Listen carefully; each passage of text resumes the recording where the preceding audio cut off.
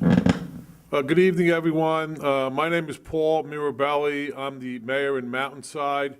We're here tonight to help promote the Relay for Life of Berkeley Heights, Mountainside, New Providence, and Summit. Tonight we're having our first Mountainside community meeting to help support and promote the Relay for Life, which is going to take place up at Governor Livingston High School on January the 2nd. June the 2nd. It'll be tough in January, huh? That might be really good.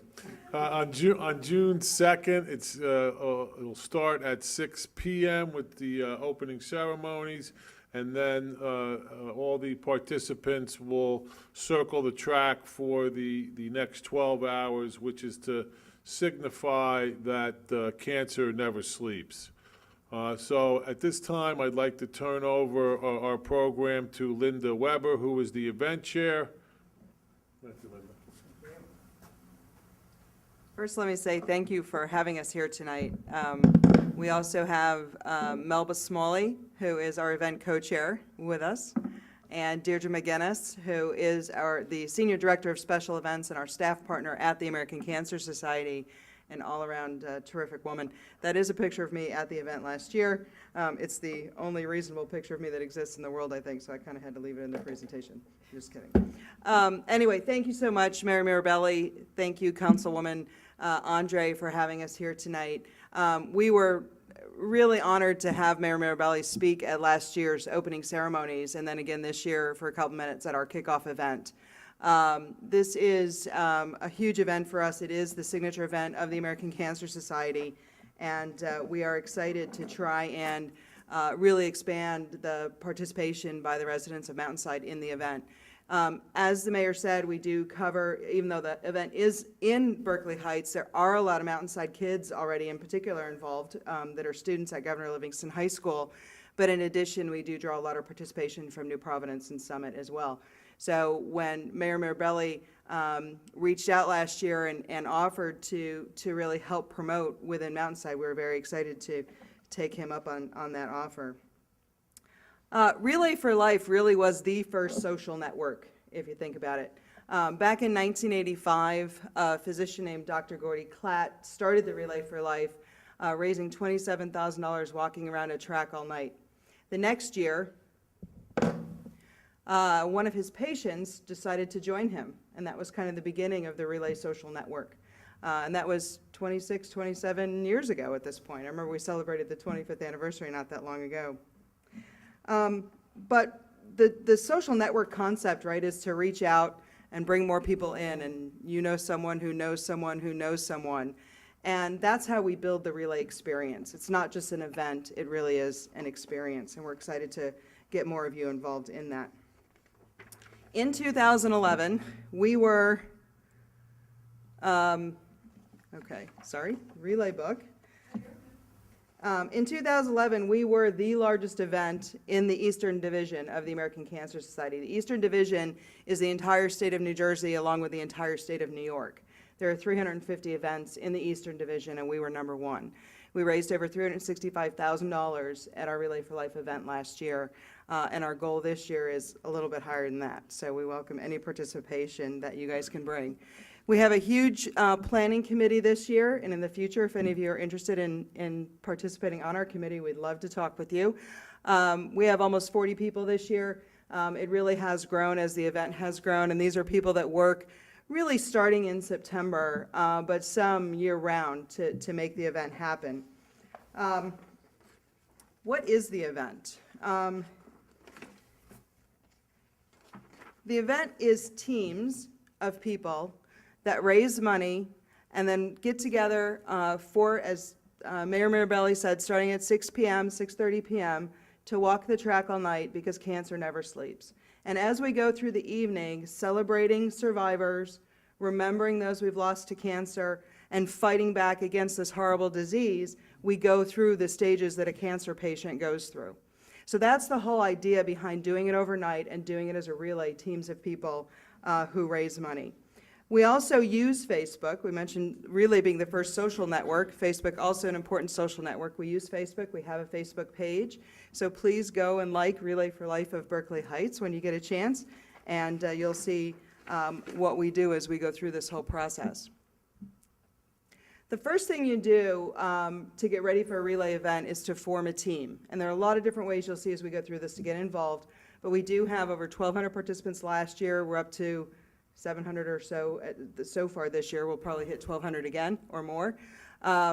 You form a team. So people decide to be team captains, and they go and ask. They ask their friends, they ask their family, they ask their neighbors, they ask their workmates, whatever it might be, where this team of people come together.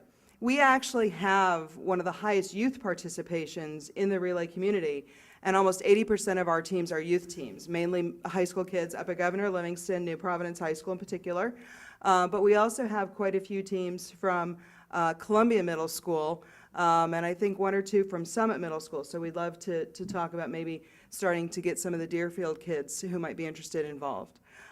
When you decide to become a team captain, you do not have to do it alone. We always recommend that you find a co-captain to work with you, and that you hold a team meeting. So you get your team together and talk about, why are we relaying? What does it mean to us? How are we going to fundraise? What kinds of events do we want to have? And get the group together to start that process.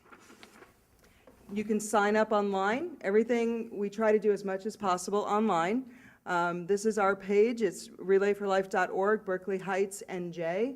And this is where it's very easy to find more information about Relay, as well as sign up either as a team captain to form your team, or as a team member to join a team. So then once the teams are formed, they try and figure out how they're going to raise money, because after all, the money is what helps us eventually eliminate cancer. So we have a lot of ways to fundraise. By far, one of the best is to send emails right from the website to all your friends. I will say I have raised this year, much to my surprise, almost $1,700 only sending emails through the ACS website. It really is amazing how people are touched by cancer and by wanting to fight against this disease. You never know when you're going to speak to someone who maybe you spoke to last year who wasn't interested, who just had a close family member diagnosed, maybe just received their own diagnosis. And it's funny how, people I haven't seen in 10 or 12 years are donating $50 or $100 because something just happened in their life that was very specifically related to cancer, and this gives them a voice and an ability to fight back through fundraising. And then fundraising through our social networks, of course. A lot of the teams have fundraisers, both in advance of the event as well as on-site during the event. The fundraisers can range anywhere from, you see their bake sales, car washes. We have a lot of our adult teams that do party light parties, or Pampered Chef, Solpata, those kinds of things to help raise money. We have a couple of teams of younger girls that are making bracelets and selling them. And then, of course, we have the Luminaria Bags. We'll talk about the Luminarias Ceremony in a moment. But these are bags that hold candles. We sell them to remember or honor someone who has either survived cancer or someone we've lost to cancer. So the mayor mentioned it is an overnight event. Not everybody stays overnight, and that is okay. But if you do leave, we do recommend that you come back at 6 a.m. for the closing ceremony, because that is also a very, very moving part of the event. But we talk about the camping experience. I didn't write this headline. It's intense. Get it? Ha, ha, ha. Okay, one word instead of two. Okay. This is actually a picture of Governor Livingston High School. We relay on the track, but for those of you that are familiar with the location, there are 3 baseball fields kind of up above the track, in between the high school and the track. And that's where we set up our relay neighborhood. We have about 115 teams, give or take. And last year, I think we had 114. And so what we started doing last year was actually marking roads, what we call different roads. There you see Cure Court and Birthday Boulevard and Recovery Road, and actually assigning sections for the teams. It used to be kind of a free-for-all. But the kids, actually, we all really, really love doing this. So we are having it like this. You can find your tent very easily when you're going back and forth to the track. We have groups of campsites that are all friends. So they might be different teams, but they're all kind of friends, and they're in the same section, things of that nature. So it's a good way to keep things very organized when you think about that many people and that many teams. But again, you do not have to stay all night. And actually, Deirdre, could you go back a little bit? One slide. One of the things we're doing this year, I don't know if can you hear me? One of the things we're doing this year, this is the pathway down to the field from the parking lot. We're actually, for the first time, going to have a food court along that pathway. So different restaurants, including a couple on Mountainside that are interested, will be selling food and donating a lot of the proceeds back to Relay. So that's a new thing we're going to be doing this year, give more people an opportunity to actually eat dinner at Relay, for example, while supporting Relay, and that's going to be along the side there. So some of the on-site fundraising events, I mentioned that people fundraise in advance. They also fundraise at the event, and you'll see Buzz Cuts on there twice if you look carefully. Buzz Cuts was actually a really popular fundraiser last year. One of our local barbers came, and for $10 you could get your hair buzzed, and we had quite a few kids who got their hair buzzed. So that was fun. This year we're going to be having a lot more activities than we've had in the past. We're going to have a bounce house and things, bounce house type things. We're going to have a comedian. We're going to have all sorts of new events. But a lot of them are fundraisers that the teams actually run and organize themselves, and then they raise some money that day. However little or much it is, it's a terrific addition, not only to the event for things to do, but to our ultimate goal, which is to raise money to cure cancer.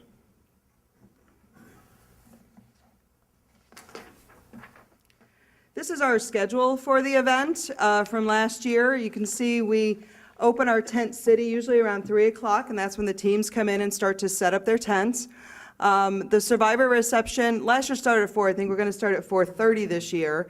Our survivor reception is very important and a really key part of the event itself, along with our survivor lap, which is right after opening ceremony. I mentioned that Relay really is about celebrating survivors and remembering those we've lost to cancer. In addition, we're putting a lot more emphasis this year on celebrating caregivers.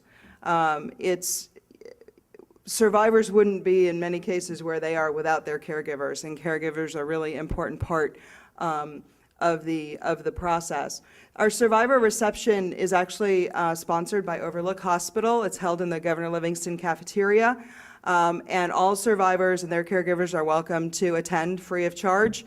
So if you yourself are a survivor, you know anyone who's a survivor, you can sign up on the website. We have forms, but it is a beautiful, beautiful ceremony with speakers, music, food. Dinner is served, buffet dinner, and there's little gifts as well, like a t-shirt and some other things that are always a surprise. But that happens at 4:30 this year. Then at 6:30, we will actually start the opening ceremonies.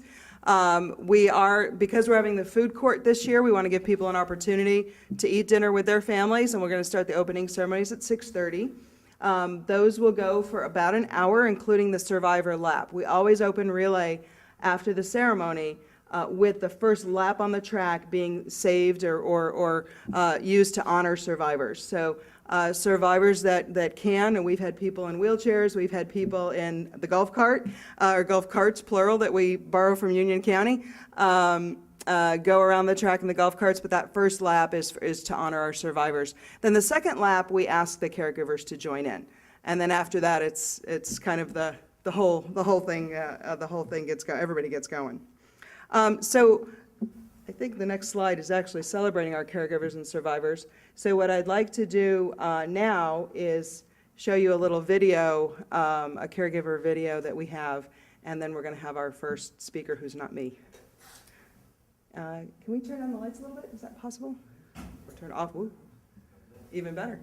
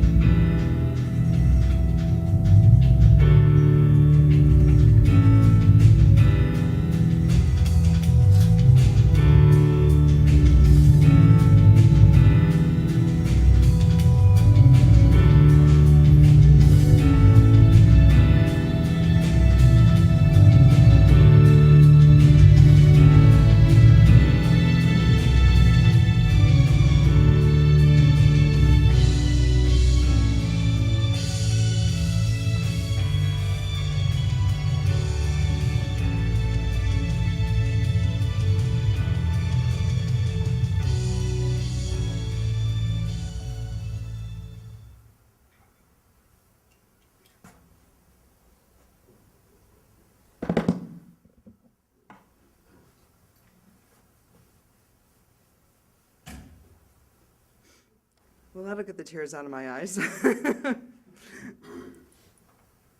So you saw in that video that there are over 5,100 events in the United States now every year, Relay for Life events. There are another couple hundred around the world in 20 other countries, so it is expanding. By the way, I've seen that video probably 6 or 8 times and I still cry, and the one we show at the end isn't any less tear-jerking. We say you are a survivor. The American Cancer Society says you are a survivor from the day of diagnosis. You're also a caregiver from the first day that you help someone with cancer. And you are always a caregiver from then on, whether that person loses their fight, beats the disease, or is still battling. Someone who embodies both the caregiver side of things and has been a caregiver for decades, dare I say, since the time he was, I think, 5, to being a survivor today. Thankfully, a survivor today. I want to bring someone up to chat with you about his experience and why we do what we do, Kevin Mchugh.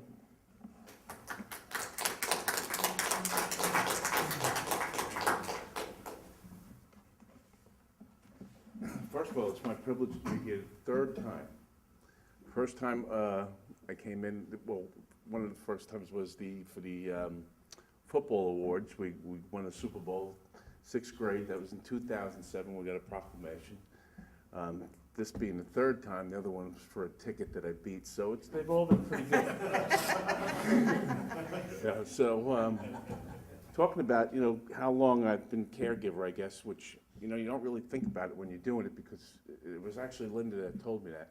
It was my grandmother, when I was 5 years old, died holding my hand. Excuse me. Going on with that, then my mom got it. I was 15.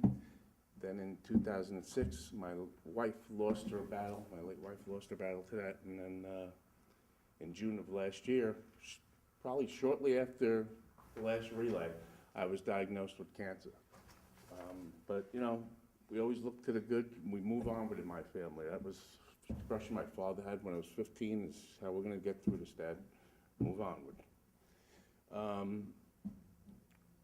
People look at me and say, that I have to go back to what they said when they first asked me to speak up in Berkeley Heights, is that, I said, yeah, but I feel lucky. And they said, Kathy Balsamo, who was also on the board, said, if we looked in the dictionary, your face is definitely not under lucky. But I do feel lucky because I'm still here. Like Tuesday, I found out that's what Linda said. I am definitely a survivor now.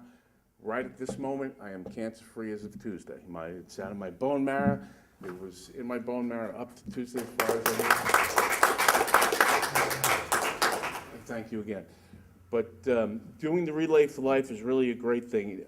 I know the thing is that I have a type of cancer that the doctor said 100% it's going to come back.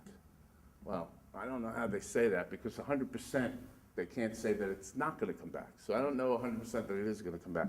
But one thing I did learn is that when my mother had cancer back in 72, I think, 72 she got it. It was basically a death sentence, breast cancer. But where are we today with that? You know where we are today with that. Early detection, then they do it and you get through it. My mother lasted, 5 years and then she was gone. Today it's much different. So if they can tell me, and that's something that we fought with my late wife right up to the last minute. We were in special treatment in Pittsburgh a month before she died, still trying to fight it, because I know for a fact that if you keep going, the longer you live, the better off you'll be. Because probably what I have now, maybe 20, 30 years ago, that was a death sentence. But we're getting through it.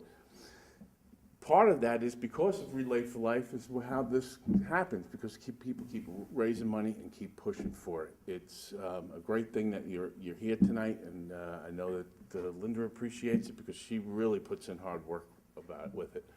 I don't know really what else more to say, except that I'm happy to be here, and I'm happy that I am able to be here. And like she said, to be a survivor. Like they asked me do the opening ceremonies, and I'm going to be there, and Jesus, am I really a survivor? Because going through this, I didn't even answer her back until Wednesday, because she asked me last week, could I do this? And I said, Jesus, I know I'm getting a report sometime next week. I want to know that I'm out of the woods here.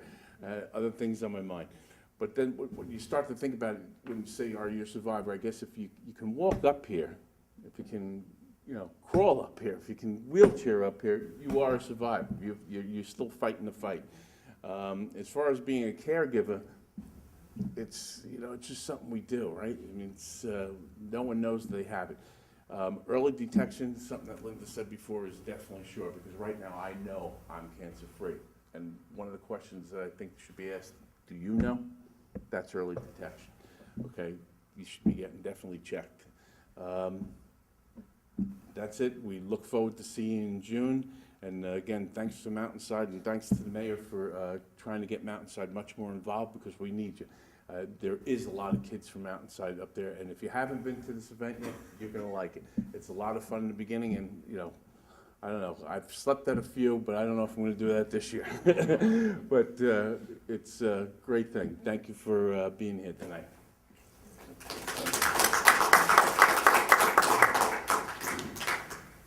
Kevin didn't mention, but I think he's been a chaperone, and some of his kids have been on teams over the years. So that's why he's spent the night on occasion. He did mention early detection. Let me not go off topic here. We'll get back to that. If you are a survivor, you know a survivor. I mentioned you can register on the website. Very easy to do right from the site. And as I mentioned, you are a survivor from the day of diagnosis. I have talked to people who say, well, I haven't hit my 5-year mark yet. I'm not a survivor.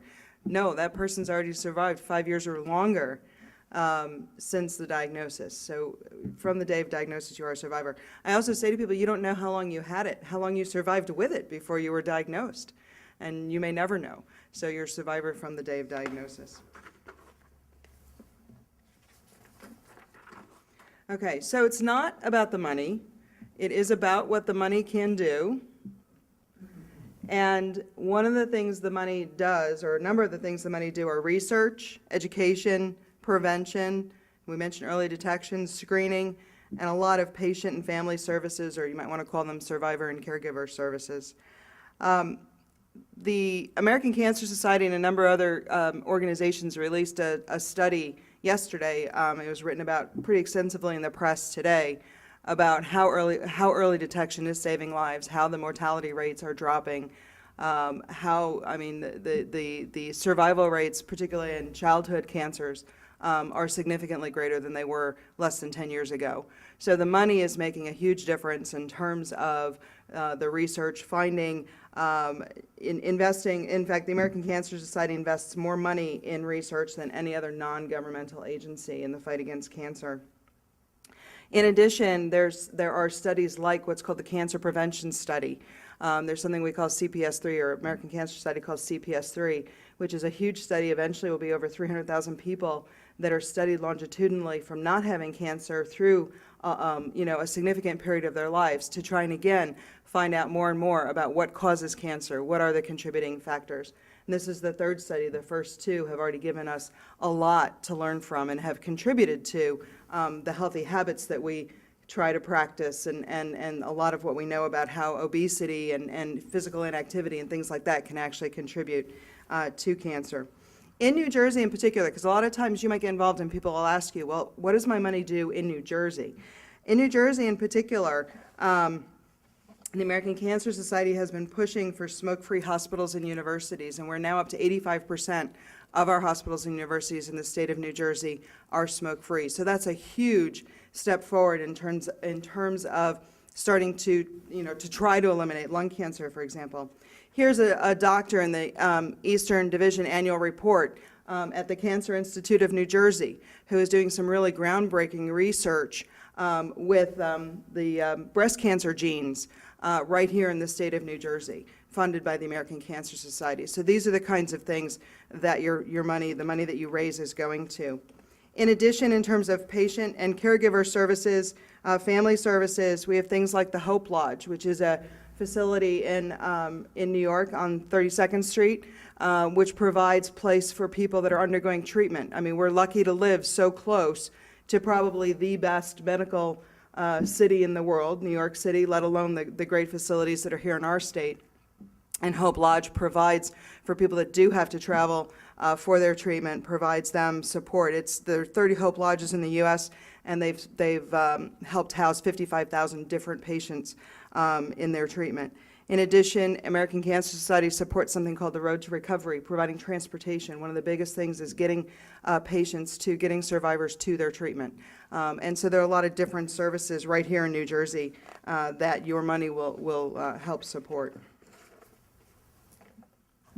So as we go throughout the evening, I mentioned the Luminaria. One of the things that is a takeoff on that is the Eternal Flame Awards. But before I get to that, as the evening starts, I mentioned the Caregiver Lap, the Survivor Lap, and the Caregiver Lap, and then it starts to get dark out. And we do this in June, so it's light till 8:30, give or take, maybe 9 o'clock. Around 9:30, the track at Governor Livingston High School is lined with these bags. They used to be filled with sand and candles, and this year they're going to be tuna fish cans and candles. And you can picture in your mind, if you can, 2,000, literally 2,000 bags, 2,000 of these with candles in them around the track at Governor Livingston High School. We then usually have a bagpiper come out and play Amazing Grace, which is a phenomenally moving experience to see all these candles in the dark. And in addition, we do some surprises with words. You saw a little bit of it in the video up in the far stands, also with the Luminaria bags. It's a very, very moving experience, and we have a silent lap where we remember those we've lost to this terrible disease. After Luminaria, we do a Fightback Ceremony, and we talk about what it is we're going to do to fight back against cancer, whether it's continuing to relay, whether it's making personal changes in your life, helping those that you love either avoid or survive cancer. What are we going to do to fight back? And then as part of that Fight Back ceremony, we gave out last year for the first time our Eternal Flame Awards. And these are really for people that have gone above and beyond in the fight for cancer. Last year we gave them to 3 survivors, all of whom have been very involved in Relay for Life. Drew Shepard, who was a student at Governor Livingston High School, now is a college student at Marist, a teenager who was diagnosed during his junior year of high school with cancer. Huge relayer, and has become a mentor to a lot of younger cancer patients in the area to help these kids deal with their diagnosis. Kathy Patingolo, who's a former chair of Relay for Life in Berkeley Heights, is a breast cancer survivor, still on our committee and been involved for, I think she's had one of the longest teams running at the Relay for Life. And then Anne Marie Serrano, also a large relayer, a serial relayer, I should call her, longtime relayer, also a breast cancer survivor and a local pediatrician. So every year we try and now give these awards to really honor those that have gone above and beyond. And one person who has started to really go above and beyond in my social network is my co-chair, who is also a breast cancer survivor. So I'm going to have Melba tell you about how she got involved in Relay. There are a lot of different ways to be involved. You don't have to have a team. You don't have to be a team captain. You don't have to stay overnight. If you want to do that, that's all terrific, and we welcome that. Maybe you are an organizer and you'd rather be on the committee. Maybe you, want to help your kids get involved. Maybe you just want to come to the event. Maybe you just want to get a couple survivors to come to the event. We'd love to have you in any way you want to be there. Filling the stands with people, even if they're only there for a couple of the ceremonies, is just really terrific and amazing. So any way that you might want to get involved, we'd love to have you. So Melba's going to tell you about how she's gotten consistently more involved. Thank you, Linda. Hi, thank you, Mayor Mirabelli and Borough Council members and guests for allowing me to speak to you this evening. My name is Melba Smalley. I'm a Berkeley Heights resident. In June of 2008, I joined my first Relay for Life team, Cooking for a Cure. A friend of mine recruited me and others from her social network of friends to join her team and to relay in memory of her mother, Cookie, who had lost her battle to breast cancer. Little did I know that following year, I would also be diagnosed with breast cancer. But luckily for me, it was caught at a very early stage, stage 1. I didn't need radiation nor chemotherapy, but my doctor put me on a hormone therapy drug used to reduce the risk of developing new cancer cells. That very same drug was developed by one of the amazing researchers who constantly are developing new medicines that will ultimately lead us to cures for this disease. That researcher was funded by the American Cancer Society. In June of 2010, I was invited to be the guest survivor speaker at the opening ceremonies for Relay for Life.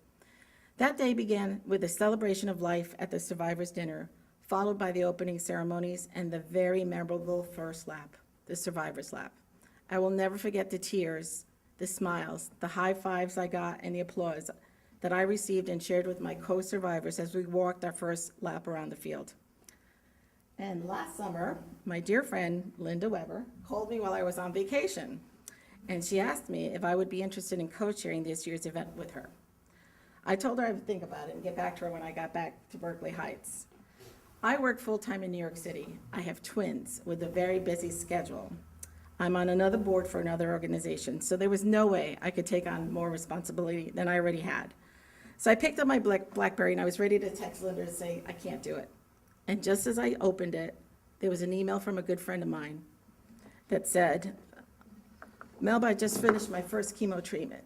I feel very ill and I'm very scared. So how could I say no to Linda when someone so close to me was fighting for her life? So I wrote, Linda, you got me, I'm yours. So Relay for Life is a social networking journey. It's a journey that shows how people like us here tonight can connect with one another to win this battle against cancer. Thank you so much for allowing me to speak to you on behalf of the American Cancer Society. And if you want to make a difference, join a team, start your own team, or join us at the Survivor Celebration on June 2nd at Governor Livingston High School. Relay for Life is a life-changing experience, and it has been for me. Thank you.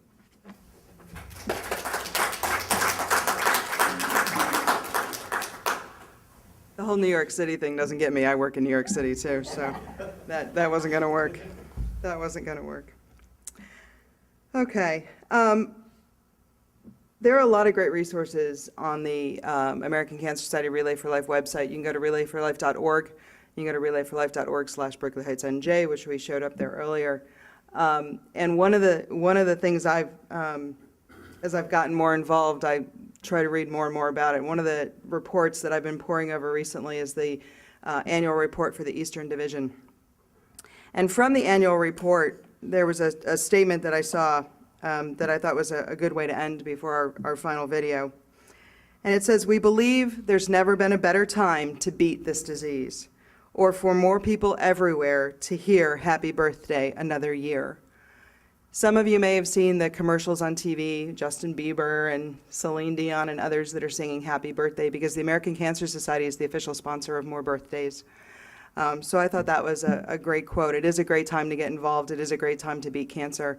The science has advanced. The money needs to continue to flow to push that research and to get everybody screened and to eventually eliminate this disease. But please think, we're thrilled to have you here. Please think about how you might want to join us. Again, even if it's just to come to a couple of our ceremonies or have dinner at the event. But thank you very, very much for being here. We're going to close on one more little video, and then we're happy to take questions or chat with you afterwards, whatever. But thank you again for your time. I really appreciate it.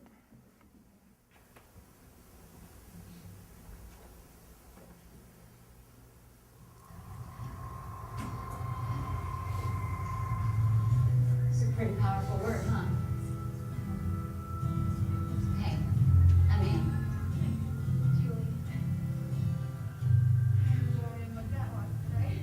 No, not at all. I'm one of the Relay Committee members, and we really try to meet as many people at the event as we can. My second time already. I was just looking at the word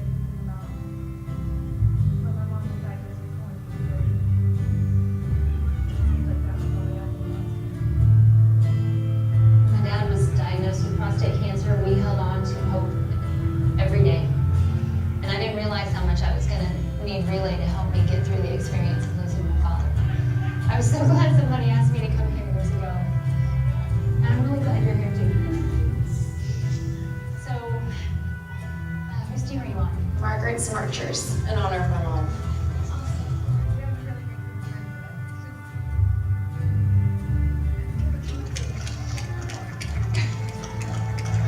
How did you guys get this many people to come out?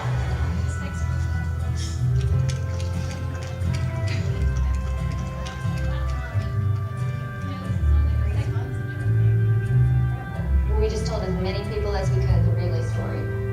What about how they're fighting cancer and fighting it? There is so much more to the story than that. Oh yeah, let's go. The Relay started back in 1985 with just one guy. One guy. Yeah, Dr. Gordy Clapp.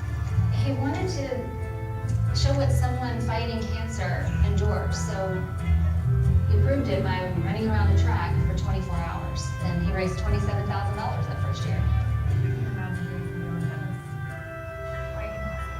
Neither could Gordy. Believe it or not, next year one of his patients, Pat Flynn, joined Gordy, and they structured a team-based relay event. And they combined the strength of families and friends to raise awareness and funds for the fight against cancer.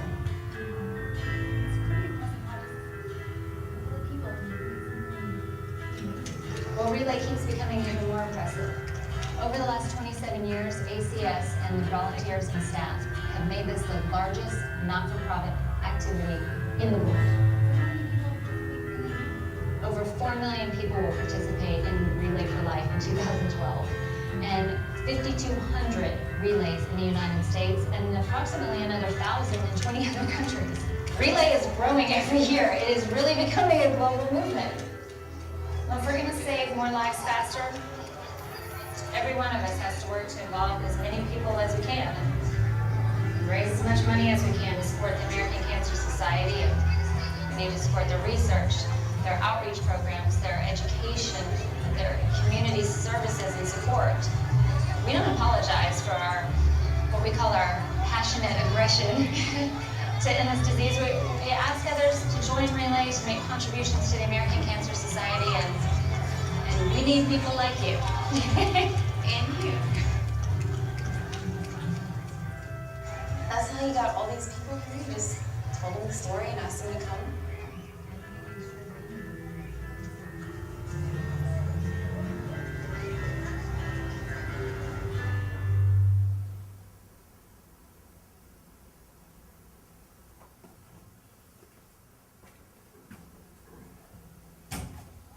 Thank you. Questions? Does anybody want to ask questions in the crowd or just chat afterwards? What do you want to do, Paul, Deanna? Why don't we close the video and then we can ask questions, we have some food next. Oh. Yeah, and let me mention, one of the most important things, sorry. We have our meetings at the Columbia Middle School cafetorium, is what they call it, on Plainfield Avenue in Berkeley Heights. And our next meeting is actually a parent chaperone meeting, so if there's a youth team, they do have to have chaperones there. So we have, and each youth team has to have a parent or a chaperone come to one of the meetings. So that's on April 17th and May 7th, but we have an all participants meeting, which is the team captains and all of their team members that want to come on April 25th at 7 p.m. So we'd love to have any of you there that want to be there too. Okay, sorry, Paul. Forgot about my last slide. That's okay. Thank you, Linda, for coming. We really appreciate you coming. We're going to try and show this video to as many people as we can. We're going to put it on channel 35. We'll have a copy for you to show up in Berkeley Heights and wherever else you want to do. We want to thank you for coming.